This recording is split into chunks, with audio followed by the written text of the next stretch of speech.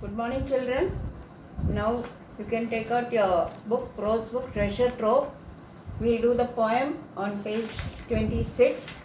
Before doing the poem, there is a short introduction about the poet. It's on page 25. Very famous poet, a nature poet, William Wordsworth. No study of English literature is complete without a reading of William Wordsworth, who is perhaps the greatest of the romantic poets. Romantic means going back to nature, going back to simple, ordinary life. So he is one of the greatest of nature poets, or perhaps the greatest, even the greatest. So no study of English is complete without doing a poem from William Wordsworth. It was he who rallied for the use of everyday language, common people and things in poetry. Most of his poems deal with very simple, ordinary, common people, ordinary, common situations which anybody can face. But there is so much of music in the words, there is so much of meaning also in his poems. Once, when on a walk with his sister, he came upon a sight of a belt of daffodils, that is, a large number of daffodils, a long line of daffodils, beside the lake, with the wind blowing over the flowers. So, the scene described is a large number of daffodils beside the lake. They were growing beside the lake, and the wind was blowing on the flowers. The sight of this vast expanse of yellow flowers inspired Wordsworth to write this remarkable poem. This beautiful scene in nature inspired Wordsworth to write this poem. He goes on to tell the reader that long after he had this experience, the mere memory of the sight would lift his spirits when he felt dejected or depressed. That is Wordsworth's philosophy of nature. Beautiful scenes in nature or any beautiful experience, any remarkable experience can give us not only joy and happiness for that moment, but also later on, when we remember this beautiful scene with our inward eye, with our imagination, when we are in a sad, unhappy, depressed mood, we can just remember. If we just remember these beautiful scenes, our hearts will fill with joy and happiness. At least Wordsworth's heart was so happy. So, the daffodils, the scene, the picture of the daffodils, the beautiful scene in nature which he saw was not only a source of joy and happiness at the moment, but it was also an inspiration for later. When he could no longer see the scene with his eyes, he remembered the scene. He carried the scene in his imagination, and the sad, depressed or unhappy mood disappeared and he became happy. This well-known poem is a eulogy to the restorative powers of nature, restorative healing, comforting power of nature, the joy, happiness which nature can give. Turn over to the poem, page 26, Daffodils, William Wordsworth. I wandered lonely as a cloud. I refers to the poet. He was wandering aimlessly, without any purpose, without any aim. He was in a lonely mood. I wandered lonely as a cloud that floats on high over vales and hills. Vale is valleys, hills. He compares himself to a cloud, flitting here and there without any aim or purpose. When all at once, see the word all at once shows you the joy he felt. When all at once I saw a crowd, a host of golden daffodils. Crowd and host emphasizes the fact that he saw a large number of flowers, a host of golden daffodils. Instead of saying yellow flowers, he says golden daffodils. So that usage there emphasizes the beauty of the flowers, the beauty of the color of the flowers. Beside the lake, beneath the trees, fluttering and dancing in the breeze. The flowers were moving in the breeze, and this movement of the flowers, Wordsworth refers to as dancing. The flowers were dancing, fluttering and dancing in the breeze. Continuous as the stars that shine and twinkle on the Milky Way, they stretched a never-ending line along the margin of a bay. 10,000 saw I at a glance, tossing their heads in sprightly dance. So he compares the flowers to the stars in the galaxy. Milky Way is the galaxy. There are 2 points of comparison there. The stars were twinkling, they were sparkling, they were so bright, just like the stars. And they were so numerous, large in number. So, like the stars in the Milky Way, in the galaxy. They stretched a never-ending line. He looked and he could not see. As far as his eye could see, he saw the daffodils. The line of daffodils did not seem to end. They stretched a never-ending line along the margin of a bay. That refers to the lake, near the lake where he saw it. 10,000 saw I at a glance. In one look, he says he was able to see 10,000. So to emphasize the large number of flowers, tossing their heads in sprightly dance. Now there is personification. Heads refers to the flowers. And they were dancing, full of joy.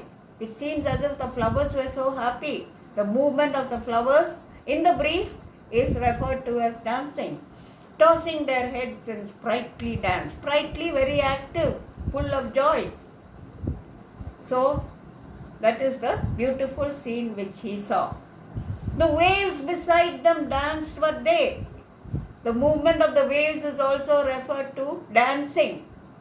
So, the waves were also dancing, but the dance of the daffodils was superior to that of the waves.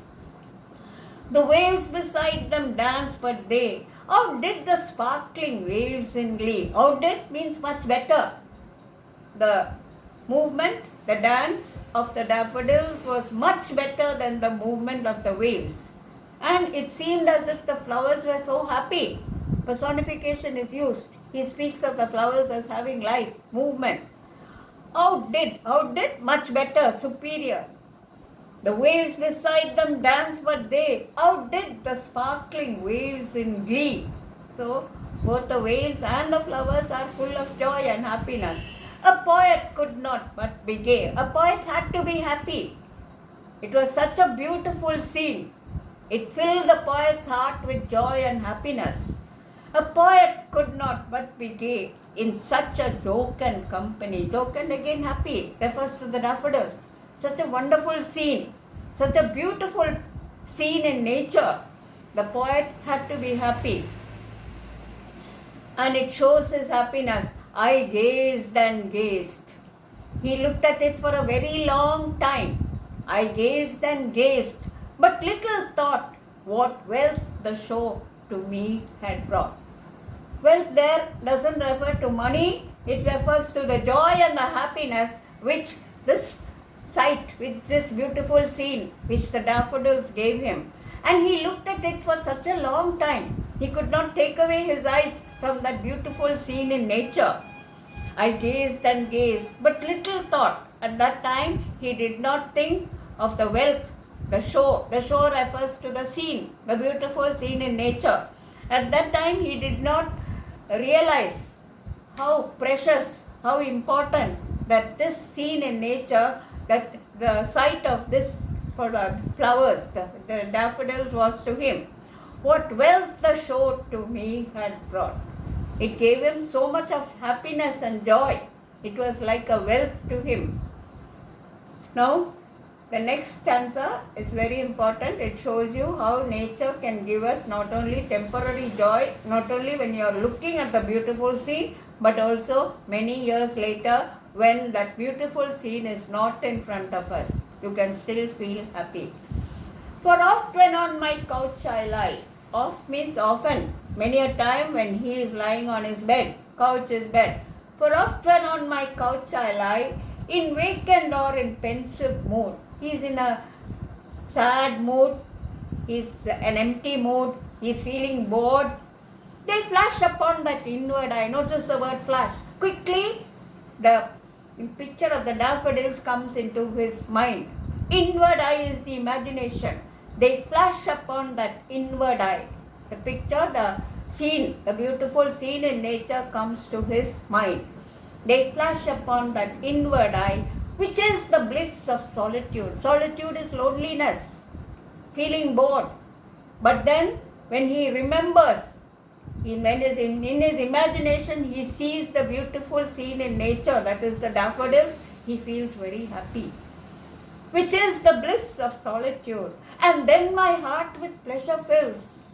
All the emptiness, all the sadness, all the boredom in his heart disappears when he remembers, when with his inward eye, in his imagination, when he sees the daffodils. And then my heart with pleasure fills. His heart is full of joy and dances with the daffodils. Now, with that we finish the poem, but I will just read it once more, so you must be able to learn this poem by heart and say it. We'll ask you when to say it whenever we have time. Daffodils by William Wordsworth. I wandered lonely as a cloud that floats on high o'er vales and hills, when all at once I saw a crowd, a host of golden daffodils, beside the lake, beneath the trees, fluttering and dancing in the breeze. Continuous as the stars that shine and twinkle on the Milky Way, they stretched in never-ending line along the margin of a bay. 10,000 saw I at a glance, tossing their heads in sprightly dance. The waves beside them danced, but they outdid the sparkling waves in glee. A poet could not but be gay in such a jocund company. I gazed and gazed, but little thought what wealth the show to me had brought. For oft when on my couch I lie, in vacant or in pensive mood, they flash upon that inward eye, which is the bliss of solitude. And then my heart with pleasure fills and dances with the daffodils. So, notice the last line, and dances with the daffodils. He's so happy. He's dancing. His heart is full of joy when he just remembers the scene with his inward eye. And all the boredom, all the sadness is taken away from his heart and he is happy. So, Wordsworth's philosophy of nature is that beautiful scenes in nature gives us permanent happiness. And this, when you remember, when you think of these beautiful scenes in your imagination, even years later, the memory of this beautiful scene can give us so much of joy, so much of happiness in life. So with that, we finish this poem.